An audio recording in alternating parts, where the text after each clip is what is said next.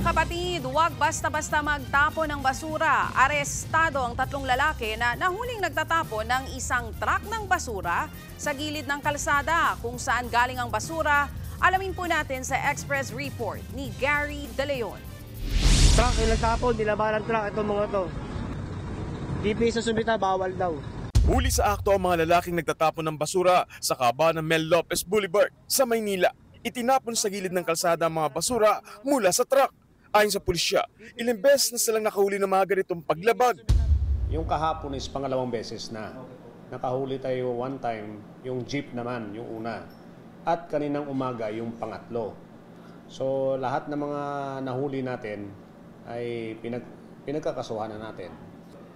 Based naman doon sa mga statement ng mga barangay officials natin, parang kinasanayan na yung mga taga-ibang lugar or other cities dito dinadala at itinatapon yung basura sa syudad ng Maynila. Bawal talaga yon. Ang naunang suspect na nahuli ay galing pa raw sa Valenzuela City. Naaktuhan daw ang mga ito na tinatapon ng mga basura sa kahabaan ng Road 10. Pero depensa nila. Binagutusan lang po kami sir ng ahong namin. Sumunod lang po ako sa utos. Sabi daw, tapon basura. Bali, ang nangyari, pag-pick up namin ng Pier 16, hindi namin alam na may laman pala yung na basura. Okay. Yung empty. Okay. Bali, nagpaalam kami dun sa sa may truck ng basura po. Okay. Na pumayag naman po na itapon dun. Tapos yun. Nung binababa na namin, bigla na lang po kami inuli.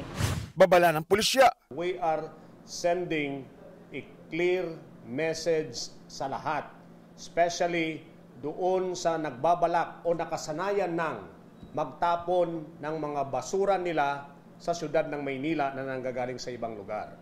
Bawal na gawing basurahan ng isang syudad na may kanya-kanya namang solid waste management program. Maharap sila sa paglabag sa Republic Act 9003 o Ecological Waste Management Act. Nagbabalita mula sa Frontline, Gary De Leon, News 5. Mga kapatid, Nikki de Guzman po. Para sa pasada ng mga rumaratsyadang balita, mag-follow at mag-subscribe na sa social media pages ng News 5.